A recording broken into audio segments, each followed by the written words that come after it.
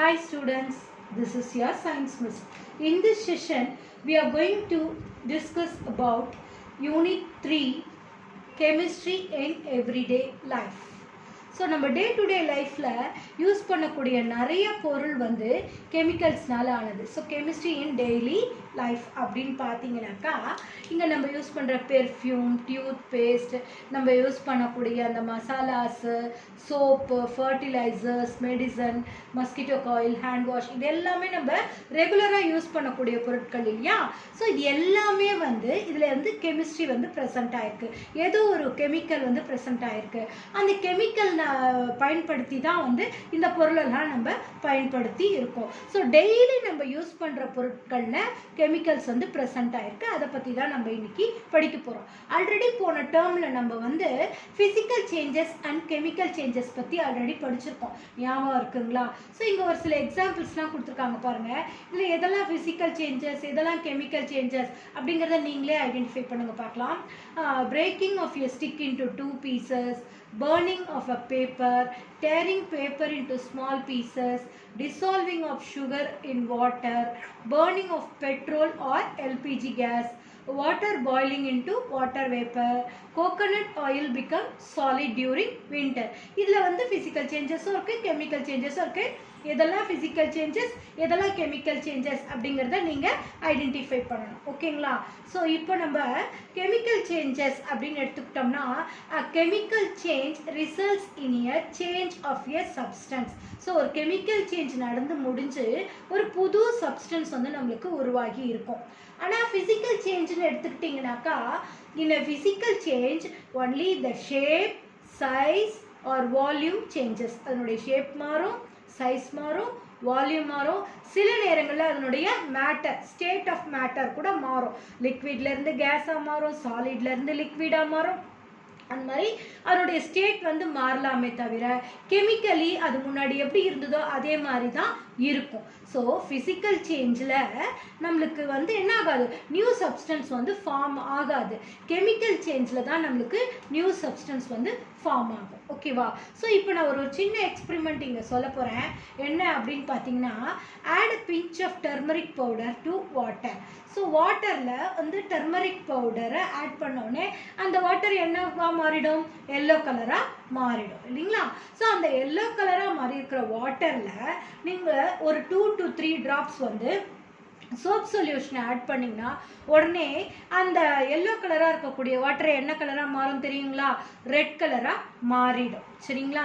So அது ஏன் மாறுச்சு, எதனால் மாறுச்சு அப்படின்னு பார்த்தீங்கன்னாக்கா அந்த டர்மரிக் வந்து ஒரு நேச்சுரல் இண்டிகேட்டர். ஸோ கெமிஸ்ட்ரிஸ்ட் வந்து என்ன கண்டுபிடிச்சிருக்காங்க அப்படின்னு சொன்னால், chemists identified turmeric powder as a natural indicator. அது வந்து ஒரு நேச்சுரல் இண்டிகேட்டர் அப்படின்னு சொல்லி ஐடென்டிஃபை பண்ணியிருக்காங்க. இந்த டர்மரிக்கை வச்சு நம்ம கிட்ட கொடுத்துருக்கக்கூடிய ஒரு சொல்யூஷனுடைய கலர் சேஞ்ச் ஆகிறதுலேருந்து அது ஆசிட் ப்ரெசன்ட் ஆயிருக்கா இல்லை பேஸ் ப்ரெசன்ட் ஆயிருக்கா அப்படிங்கிறத ஈஸியாக நம்மளால் ஐடென்டிஃபை பண்ண முடியும்.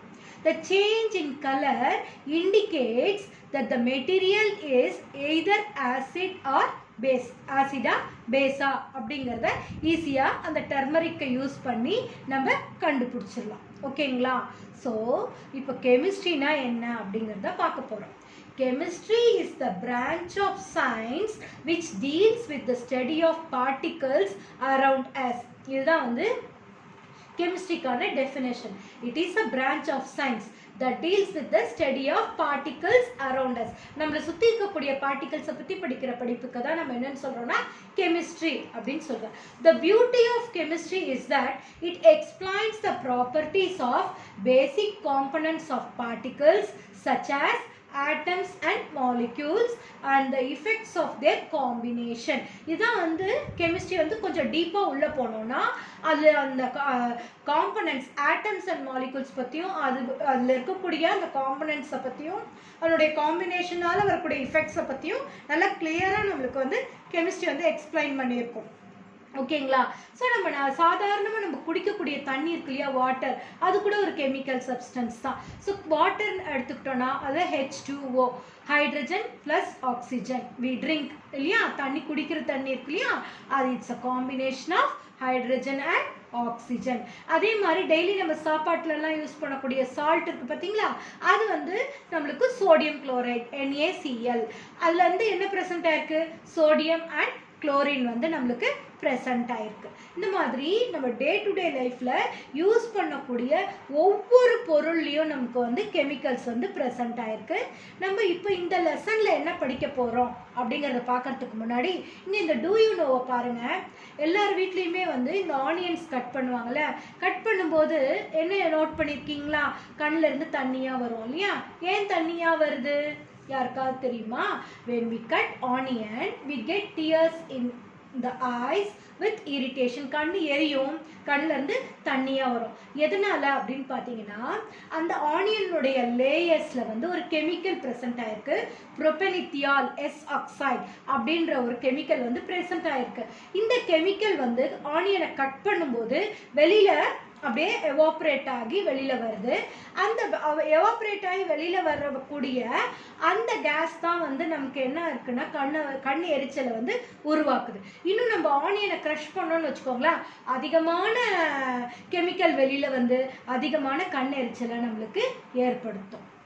சரி, இப்போ இந்த லெசனில் நம்ம என்னென்னலாம் படிக்க போகிறோம் அப்படின்னு பார்த்தீங்கன்னாக்கா, the manufacturing process and usage of certain materials we use in our daily life such as soap, fertilizers, cement, gypsum, Epsom, plaster of Paris, phenol and adhesives. இது எல்லாம் தான் நம்ம இப்போ இந்த லெசனில் படிக்க போகிறோம். ஃபர்ஸ்ட் வந்து நம்ம படிக்க போகிறது வந்து soaps and detergents. ஸோ நம்ம எதுக்கெல்லாம் சோப் யூஸ் பண்ணுவோம், குளிக்கிறதுக்கும் clothes வந்து வாஷ் பண்ணுறதுக்கும் யூஸ் பண்ணுவோம் இல்லையா. Bathing soap and washing detergents are a kinds of soap which we use in our daily life. So the detergent molecules have two sides. அந்த ஒவ்வொரு மாலிக்யூல்ஸ்லையும் two sides இருக்குது. one side பார்த்தீங்கன்னா water loving, other side வந்து water hating. அந்த water hating வந்து என்ன செய்யும்னா goes and joins with dirt, அழுக்கோட போய் சேர்ந்துக்கும், and oil in the cloth, while the water loving joins with the water molecules. So அந்த water loving வந்து water molecules ஓட சேர்ந்துக்கும், அந்த water hating வந்து அந்த dirt and oil இருக்கு இல்லையா துணியில், அது கூட போய் சேர்ந்துக்கும். நம்ம இப்போ துணியை வந்து நல்லா கசக்கிறோம் இல்லையா, அந்த மாதிரி கசக்கும் போது அந்த டர்ட்டும் அதுக்கு சுற்றி இருக்கக்கூடிய அந்த ஆயிலு இதெல்லாம் வந்து என்ன ஆகும்னா வாட்டர் ஹேட்டிங் மாலிகூல்ஸ் வெளியில் போகும்போது அது கூட சேர்ந்து அந்த டர்ட்டு ஆயில் பார்ட்டிகல்ஸ் எல்லாமே போயிடும். அந்த மற்றது வந்து என்ன ஆகும்னா துணி வந்து அதில் அழுக்கெல்லாம் போனோடனே ஃப்ரெஷ்ஷாக நம்மளுக்கு அலசி நம்ம அழகாக வந்து அழுக்கு இல்லாத சுத்தமான துணியை நம்ம எடுத்துக்கலாம். ஓகேங்களா. ஸோ இப்படி தான் வந்து நம்மளுக்கு சோப் வந்து ஒர்க் பண்ணுது.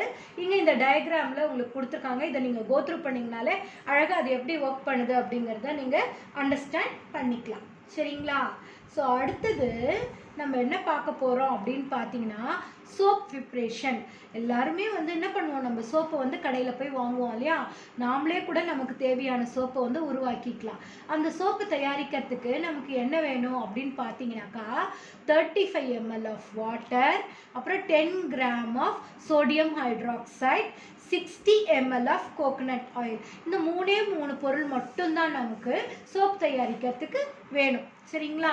ஸோ இப்போ என்ன பண்ணணும் அப்படின்னு பார்த்தீங்கன்னாக்கா அந்த 35 ml ஆஃப் வாட்டரை வந்து ஒரு ஜாரில் வச்சுக்கிட்டு அதில் அந்த 10 grams ஆஃப் சோடியம் ஹைட்ராக்சைடை நல்லா மிக்ஸ் பண்ணணும். மிக்ஸ் பண்ணி நல்லா கரையிறவளுக்கு நல்லா கரைச்சிடணும். அது நல்லா கரைஞ்சிடும். அந்த சோடியம் ஹைட்ராக்சைடு வந்து அந்த 35 ml வாட்டரில் நல்லா கரைஞ்சிடும்.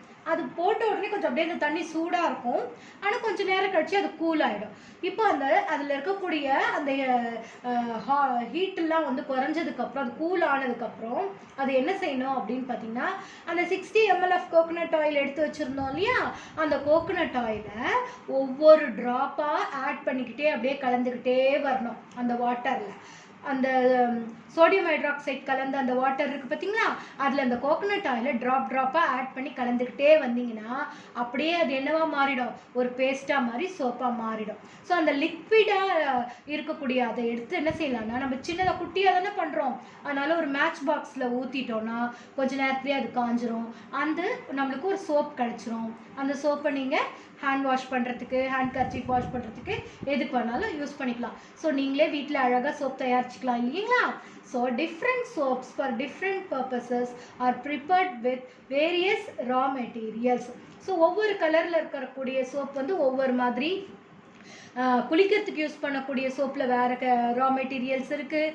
நம்மளுக்கு துணி துவைக்கிறதுக்கு யூஸ் பண்ணுற சோப்பில் வந்து வேறு ரா மெட்டீரியல்ஸ் இருக்குது. அது எல்லாமே நம்ம இன்னும் நல்லா டீப்பாக லெசனுக்குள்ளே போனோம்னா எல்லாமே நம்ம தெரிஞ்சுக்கலாம். ஓகேங்களா. ஸோ இங்கே பார்த்தீங்கன்னா நம்ம இப்போது இந்த லெசனில் என்னெல்லாம் படிக்க போகிறோம்னு இங்கே கொடுத்துருக்காங்க. Soap and detergents, fertilisers, adhesives, அப்புறம் cement, plaster of Paris, gypsum and Epsom. ஓகேங்களா. ஸோ அடுத்தது நம்ம படிக்க போகிறது fertilisers. Apart from water, sunlight and air, certain nutrients are also needed for the growth of a plant. ஒரு செடி நல்லா வளரணும்னா அதுக்கு நம்ம தண்ணி ஊற்றுறோம், அதுக்கு நல்ல சன்லைட் கிடைக்கிற மாதிரி வச்சுருக்கோம், அதுக்கு ஏர் வந்து இருக்கணும் இல்லையா, காற்று ஓட்டமாக இருக்கணும் இல்லையா. ஸோ இதெல்லாம் மட்டும் இருந்தால் பத்தாது, அந்த செடி வளர்கிறதுக்கு தேவையா ஒரு சில நியூட்ரியன்ஸும் ரொம்ப ரொம்ப தேவைப்படுது. அது அந்த சாயிலில் ப்ரெசென்ட் ஆகிருந்தால் தான் அந்த செடி நல்லா வளரும். ஓகேங்களா. ஸோ இப்போது அக்ரிகல்ச்சரல் ஃபீல்டுலாம் பார்த்தீங்கன்னாக்கா வந்து அவங்க என்ன செய்வாங்க, இந்த ஃபர்டிலைசர்ஸை ஆட் பண்ணுவாங்க. மிக முக்கியமாக பிளான்ட்ஸ்க்கு தேவையான 3 முக்கியமான நியூட்ரியன்ஸ் என்னன்னு பார்த்தீங்கன்னா நைட்ரஜன், பாஸ்பரஸ் அண்ட் பொட்டாசியம். இது ரொம்ப ரொம்ப முக்கியமாக தேவைப்படுறதுனால தான் இதை என்னன்னு சொல்லுவோன்னா பிரின்சிபல் நியூட்ரியன்ஸ் அப்படின்னு சொல்லுவோம். சரிங்களா. ஸோ இந்த பிரின்சிபல் நியூட்ரியன்ஸ் கண்டிப்பாக பிளான்ட்ஸ்க்கு தேவையாக இருக்குது. So what are fertilizers? Fertilizers are organic or inorganic materials that we add to the soil to provide one or more nutrients to the soil. சாயிலுக்கு தேவையான 1 or more நியூட்ரியன்ஸை நம்ம organic மெட்டீரியலோ இல்லை inorganic மெட்டீரியலையோ வச்சு தயாரித்த அந்த ஃபர்டிலைசர்ஸை add பண்ணுவோம் இல்லையா, அந்த கெமிக்கல்ஸை தான் நம்ம என்னன்னு சொல்லுவோம்னா ஃபர்டிலைசர்ஸ் அப்படின்னு சொல்லுவோம். ஸோ ஃபர்டிலைசர்ஸில் நம்மளுக்கு 2 டைப்ஸ் ஆஃப் ஃபர்டிலைசர்ஸ் இருக்குது. Organic fertilisers and inorganic fertilisers. So first organic fertilisers அப்படின்னு எடுத்துக்கிட்டோம்னா organic fertilisers can only plants and animal based materials. அதில் வந்து என்ன ப்ரெசென்ட் ஆகிருக்கும், plant and animal based materials மட்டும்தான் ப்ரெசென்ட் ஆகிருக்கும். fertilizers containing only plant and animal based materials are those synthesized by microorganisms are called organic fertilizers. இதுதான் organic ஃபர்டிலைசர்ஸ்க்கான definition. அதுக்கு best example என்னன்னு பார்த்தீங்கன்னா இந்த வெர்மி கம்போஸ்ட் தான். இந்த பழம் தோல், காய் தோல்லாம் இருக்கு இல்லையா. ஸோ இந்த மாதிரி எல்லா குப்பை, இந்த முட்டை ஓடு இதெல்லாம் இருக்குது. இந்த மாதிரி ஆர்கானிக் சப்ஸ்டன்ஸ் எல்லாத்தையும் மண்ணோட போட்டு குழியில் போட்டு மூடி வச்சுருவாங்க. ஸோ அது அப்படியே கொஞ்ச நாள்லேயே மக்கி போயிடும் இல்லையா, அது வந்து ஆர்கானிக் ஃபர்டிலைசராக மாறிடும். இதை இன்னும் ஃபாஸ்ட் ஆக்கிறதுக்கு நம்ம எர்த் வார்ம்ஸ் வந்து அந்த சாயிலில் விடும்போது அப்போ அது வெர்மி கம்போஸ்ட் அப்படின்னு சொல்லுவோம். ஸோ அந்த வெர்மி கம்போஸ்ட் அந்த எர்த் வார்ம்ஸ் வந்து வேகமாக வந்து அந்த பழத்தினுடைய தோல், அந்த காயினுடைய தோல்லாம் இருக்கு இல்லையா, அதெல்லாம் சாப்பிட்டு அதை வந்து என்னவா மாற்றிடும், ஆர்கானிக் ஃபர்டிலைசராக மாற்றிடும். ஓகேங்களா. ஸோ அடுத்தது இன்ஆர்கானிக் ஃபர்டிலைசர்ஸ் அப்படின்னு எடுத்துக்கிட்டோம்னா the fertilizers prepared by using natural elements by making them undergo chemical changes in the factories are called inorganic fertilizers. So நம்ம ஃபேக்ட்ரியில் கெமிக்கல்ஸை யூஸ் பண்ணி ஒரு சில எலிமெண்ட்ஸை பயன்படுத்தி நம்ம என்ன பண்ணுறோம், இன்ஆர்கானிக் ஃபர்டிலைசர்ஸை உருவாக்குறோம். இன்ஆர்கானிக் ஃபர்டிலைசர்ஸ்க்கு எக்ஸாம்பிள்னு எடுத்துக்கிட்டிங்கன்னா urea, ammonium sulphate and super phosphate இதெல்லாம் வந்து இன்ஆர்கானிக் ஃபர்டிலைசர்ஸ்க்கான எக்ஸாம்பிள்ஸ். அடுத்து இங்கே நம்மளுக்கு என்ன கொடுத்துருக்காங்க அப்படின்னு பார்த்தீங்கன்னாக்கா, ஸோ என்னென்ன வருது நான் சொன்னேன் இல்லையா, நைட்ரஜன், பாஸ்பரஸ் அண்ட் பொட்டாசியம் இது ரொம்ப நம்மளுக்கு தேவையான ஒன்று. நான் இப்போ கொஞ்ச நேரத்துக்கு முன்னாடி உங்களுக்கு சொன்னேன் எர்த் வார்ம். வந்து என்ன செய்யும், இன்னும் வேகமாக்கி நம்மளுக்கு சீக்கிரமாகவே ஆர்கானிக் ஃபர்டிலைசர் கிடைக்கும்னு சொன்னோம் இல்லையா. ஸோ அந்த ஆர்கானிக் ஃபர்டிலைசர் கிடைக்கிறதுக்கு நமக்கு earthworm ரொம்ப ஹெல்ப்ஃபுல்லாக இருக்கிறதுனால earthworm என்னன்னு சொல்கிறோன்னா ஃபார்மர்ஸ் ஃப்ரெண்ட் அப்படின்னு சொல்கிறோம். ஸோ உங்களுக்கு 2 மார்க்கில் கேட்பாங்க, why earthworms are called farmers friend அப்படின்னு சொல்லுவாங்க. Earthworms takes organic waste as food and produce compost castings. So earthworms are known as farmers friend because of the multitude of service they provide to improve soil health and consequently plant health. So இதை நீங்கள் எழுதிட்டீங்கன்னாங்களே ஈஸியாக உங்களுக்கு mark வந்துடும். So why earthworms are called farmers friend அப்படின்னு கேட்டால் இந்த answer தான் நீங்கள் எழுதணும். அடுத்து நம்ம 3ஆவதாக படிக்க போகிறது வந்து சிமெண்ட். ஸோ ஃபஸ்ட்டு நம்ம என்ன படித்தோம் ஞாபகம் இருக்கா? சோப் அண்ட் டிட்டர்ஜென்ட்ஸ், ஃபர்டிலைசர்ஸை படித்து முடிச்சிட்டோம். ஓகேங்களா? ஸோ அடுத்து நம்ம படிக்க போகிறது சிமெண்ட். சிமெண்ட்னா என்ன? The cement is manufactured by crushing of naturally occurring minerals such as lime, clay and gypsum through milling process. இதுதான் சிமெண்ட் வந்து எப்படி தயாரிக்கிறாங்க, எப்படி நமக்கு கிடைக்குது அப்படின்னு சொல்லுவோம். சிமெண்ட் எதுக்கு யூஸ் பண்ணுவோம் உங்களுக்கு எல்லாருக்கும் தெரியுமா? வீடு கட்டுறதுக்குலாம் யூஸ் பண்ணுவோம் இல்லையா. சிமெண்ட்ல வந்து தண்ணி ஊற்றினா அது உடனே என்ன ஆகும், அப்படியே ஹார்டாகி அதை தான் வந்து நம்ம பில்டிங்க்கெலாம் யூஸ் பண்ணுவோம் இல்லையா. Cement becomes hardened when it is mixed with water. Gypsum plays a very important role in controlling the rate of hardening of the cement. During the cement manufacturing process, a small amount of gypsum is added at the final grinding process. அதனால தான் வந்து அந்த சீக்கிரமாக set ஆகாமல் இருக்கிறதுக்கு, அதை control பண்ணுறதுக்காக அதில் வந்து என்ன பண்ணுவாங்க, கொஞ்சம் ஜிப்சம்மை ஆட் பண்ணுவாங்க. சரி, முதல்ல சிமெண்ட்டை வந்து யார் கண்டுபிடிச்சது அப்படின்னு பார்த்தீங்கன்னாக்கா, in 1824 Joseph Aspdin invented Portland cement by burning finely ground chalk and clay in a kiln. So அவர் வந்து அதுக்கு ஏன் போர்ட்லாண்ட் அப்படின்னு பேர் வச்சாரு அப்படின்னு பார்த்தீங்கன்னாக்கா, முதல்ல அது எங்கே அந்த சிமெண்ட் வந்து எதுக்கு ஈக்குவலாக இருந்தது அப்படின்னு பார்த்தீங்கன்னா, it resembles high quality building stones found in Portland England. அதனால தான் அது அதே மாதிரி இருக்கிறதுனால தான் அதுக்கு என்ன பேர் வச்சாரு, போர்ட்லாண்ட் சிமெண்ட் அப்படின்னு பேர் வச்சார். ஸோ சிமெண்ட்டை வந்து நம்ம எதுக்கெல்லாம் பயன்படுத்துகிறோம் அப்படின்னா, the uses of cement. Cement is used as mortar, concrete and reinforced cement concrete.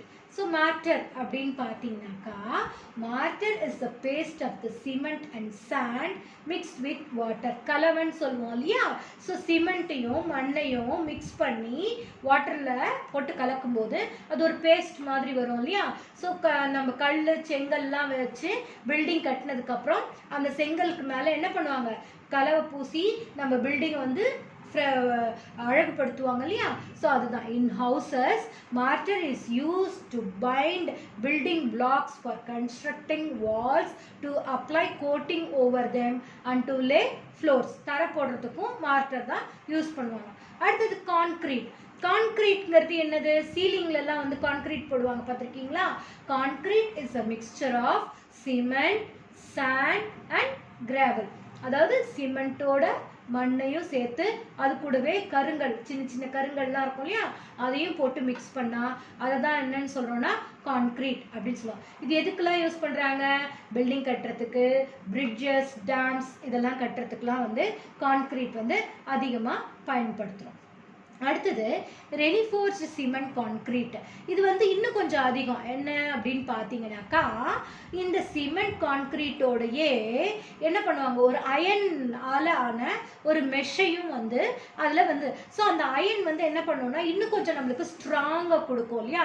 So அந்த அயன் மெஷ்க்கு மேலே இந்த சிமெண்ட் கான்க்ரீட்டை போட்டு நம்ம ஒரு ஸ்லாப் மாதிரி ரெடி பண்ணோம்னா, வெறும் கான்க்ரீட்டில் போடுற ஸ்லாபை விட உள்ளே இருக்கக்கூடிய அயன் வந்து இன்னும் ஸ்ட்ராங் கொடுக்கும்போது அது வந்து ரொம்ப வருஷங்களுக்கு நம்மளுக்கு ஸ்ட்ராங்காக இருக்கும். ஸோ இதை வந்து it is used in the construction of dams, bridges, centring works in houses and construction of pillars.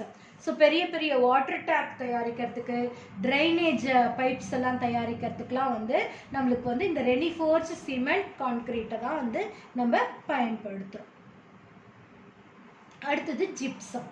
Gypsum is a soft white or grey naturally available mineral. ஓகேங்களா?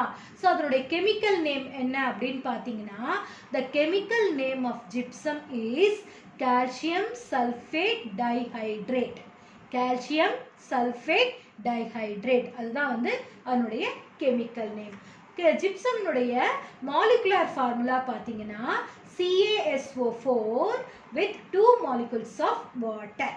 இது எதுக்கெல்லாம் யூஸ் ஆகுது ஜிப்சம் அப்படின்னு பார்த்தீங்கன்னா, the uses of the gypsum are used as a fertilizer, used in the process of making cement, it is in the process of making plaster of Paris.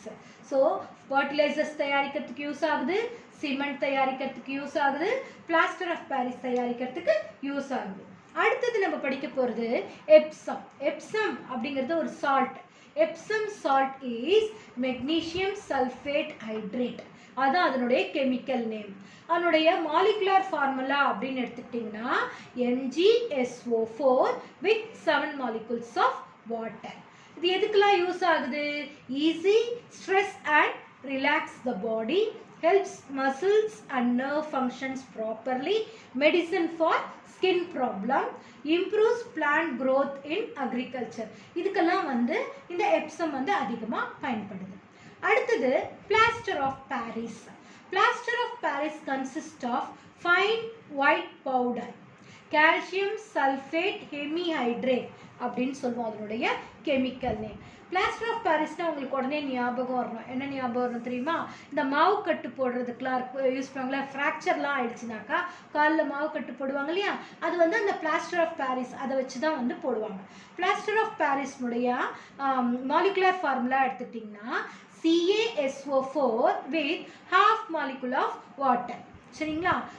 plaster of Paris is so called because of its preparation from the abundant gypsum found near Paris. So பாரிஸ்ல பிரான்ஸ்னுடைய கேபிட்டலாக இருக்கக்கூடிய பாரிஸில் இந்த gypsum வந்து அதிகமாக இருக்குது. அதிலிருந்து தான் இந்த plaster of Paris தயாரிக்கிறாங்க. அதனால தான் இதுக்கு வந்து பிளாஸ்டர் ஆஃப் பாரிஸ் அப்படின்னு பேர் வச்சுருக்காங்க. Plaster of Paris is prepared by heating gypsum where it gets partially dehydrated. அது பார்ஷியலாக டீஹைட்ரேட் ஆகும்போது தான் நம்மளுக்கு அது கிடைக்கும். ஸோ இது வந்து எங்கெல்லாம் யூஸ் பண்ணுறாங்க இந்த பிளாஸ்டர் ஆஃப் பாரிஸ் அப்படின்னு பார்த்தீங்கன்னா, நம்ம பிளாக் போர்ட் சாக் பண்ணுறோம் இல்லையா, நம்ம யூஸ் பண்ணக்கூடிய சாக் பீஸ்லாம் வந்து இந்த பிளாஸ்டர் ஆஃப் பாரிஸில் தான் தயாரிக்கிறாங்க. And in surgery for setting fractured bones, already சொன்னேன் இல்லையா, இந்த அடிப்பட்ட இடத்துல இந்த மாவு கட்டு போட்டிருக்காங்க இல்லையா, ஸோ அந்த மாதிரி சர்ஜரிலாம் பண்ணி அந்த ஃப்ராக்சரை வந்து செட் பண்ணுறதுக்கு நம்மளுக்கு யூஸ் பண்ணுவோம். அடுத்தது ஸ்டாச்சு, சிலையெல்லாம் தயாரிக்கிறதுக்கு பிளாஸ்டர் ஆஃப் பாரிஸை வந்து பயன்படும். For making cost for statues and toys etcetera in construction industries, இந்த இடத்துலலாம் வந்து அதிகமாக வந்து இந்த பிளாஸ்டர் ஆஃப் பாரிஸை பயன்படுத்துகிறாங்க. அடுத்து நம்ம படிக்க போகிறது என்ன அப்படின்னு பார்த்தீங்கன்னா ஃபீனால். ஃபீனால்னா என்ன? நம்ம வீட்டில் வந்து டாய்லெட்ஸு ஃப்ளோர்ஸ் எல்லாம் க்ளீன் பண்ணுறதுக்குலாம் யூஸ் பண்ணுவோம் இல்லையா, phenol. Phenol is a carbolic acid of an organic compound. ஒரு ஆர்கானிக் காம்பவுண்ட்னுடைய கார்பாலிக் ஆசிட் தான் வந்து நம்ம என்னன்னு சொல்கிறோன்னா ஃபீனால் அப்படின்னு சொல்கிறோம். ஃபீனால்னுடைய மாலிகுலர் ஃபார்முலா அப்படின்னு எடுத்துக்கிட்டோன்னா C6H5OH. அது வந்து ஒரு வீக் ஆசிட், வாலடைல், கரைஞ்சிரும். சரிங்களா? ஸோ அது பவுடராக எடுத்துக்கிட்டோன்னா ஒயிட் கிறிஸ்டலைன் பவுடராக இருக்கும். It is a colourless solution. அது வந்து ஒரு கலர்லெஸ் சொல்யூஷன் தான் அந்த ஃபீனால். ஆனால் வந்து நம்ம எந்த இடத்துல ஆட் பண்ணுறோமோ அந்த இடத்துல டஸ்ட்டு ப்ரெசென்ட் ஆயிருந்ததுன்னு வச்சுக்கோங்களேன், அந்த ஃபீனால் கலர்லெஸ்ஸாக இருக்கக்கூடிய அந்த ஃபீனால் ஆட் பண்ணிட்டோன்னா டஸ்ட் இல்லாத இடத்துல அப்படியே கலர்லெஸ்ஸாகவே இருக்கும். ஆனால் டஸ்ட் இருக்கிற இடத்துல ஆட் பண்ணோன்னா அது ரெட் கலராக மாறிடும். சரிங்களா? அதை வச்சே அந்த இடத்துல டஸ்ட் இருந்ததா இல்லையா அப்படிங்கிறத நம்ம தெரிஞ்சுக்கலாம். So it irritates when exposed on human skin. நம்மளுடைய ஹியூமன் ஸ்கின்ல அது எக்ஸ்போஸ் ஆச்சுன்னா நம்மளுக்கு ஒரே இரிட்டேஷனாக இருக்கும். ஃபீனால் எங்கே யூஸ் பண்ணுறோம் அப்படின்னு பார்த்தீங்கன்னா, phenol itself is used in mouthwash and as a disinfectant in household கிளீனர்ஸில் யூஸ் பண்ணுறோம். Phenol used as a surgical antiseptic, since it kills microorganisms. Microorganismsலாம் அது வந்து ஈஸியாக கில் பண்ணுறதுனால சர்ஜிக்கல் ஆன்டிசெப்டிக்காவும் ஃபீனாலை நம்ம பயன்படுத்துகிறோம். அண்ட் அடுத்து நம்ம படிக்க போகிறது என்னன்னு பார்த்தீங்கன்னா அடிசிவ்ஸ். நம்ம யூஸ் பண்ணக்கூடிய கம்மு, ஃபெவிகால், ஃபெவிபாண்ட் இதெல்லாம் இருக்கு இல்லையா, அதுதான் வந்து அடிசிவ் அப்படின்னு சொல்லுவோம். It is use to fix by using a sellotape. நம்ம இப்போ வந்து ஏதாவது ஒரு பேப்பர்லாம் கிழிஞ்சிருச்சுன்னா என்ன பண்ணுவோம், செலோடேப் வச்சு யூஸ் பண்ணுவோம் இல்லையா, ஆனால் கம்மையும் நம்ம யூஸ் பண்ணலாம். The paste like substance is called adhesive. It is commonly known as glue, mucilage or paste. So adhesive-க்கான correct definition என்னன்னு பார்த்தீங்கன்னாக்கா, the substance applied to one surface or both the surfaces of two separate items that binds them together and resist their separation are called adhesives. ரெண்டு பொருளை ஒட்டுறதுக்காக நம்ம பயன்படுத்தக்கூடிய ஒரு substance தான் வந்து adhesive. அந்த ரெண்டு பொருளுக்கு நடுவில் அந்த அடிசிவை போட்டுட்டு நம்ம நல்லா ஒட்டிட்டோம்னா அது பிரியாமல் அப்படியே ஒட்டிக்கும். அதுதான் வந்து நம்ம தமிழ் வந்து என்ன சொல்லுவாங்க, காமனாக வந்து என்னென்னு சொல்லுவோம், கம்முன்னு சொல்லுவோம் இல்லையா, க்ளூ, ஃபெவிஸ்டிக் இதெல்லாம் வந்து அடிசிவ்க்கான எக்ஸாம்பிள். அடுத்தது அடிசிவில் வந்து நம்மளுக்கு டைப்ஸ் ஆஃப் அடிசிவ்ஸ் இருக்குது. என்னென்னா 2 kinds of adhesives, natural made from starch and another one is artificial made from chemicals. The one used in puncture shop is an artificial adhesive. Puncture கடையிலலாம் அந்த பஞ்சர் போடுறதுக்கு யூஸ் பண்ணக்கூடியது வந்து artificial adhesive. The artificial adhesives may be classified into variety of ways depending on their utilities. Their forms are என்னென்ன ஃபார்ம்ஸ்லாம் இருக்குது artificial adhesives பார்த்தீங்கன்னா paste, liquid, film, pellets and tape. மாதிரி different ஃபார்ம்ஸில் வந்து இந்த ஆர்டிஃபிஷியல் அடிசிவ்ஸ் வந்து நமக்கு கிடைக்கிது. ஓகேங்களா? ஸோ நம்ம வந்து லெசனை முடிச்சிட்டோம். Students, go through the video once or twice for better understanding. Find answers for the evaluation. Thank you, students.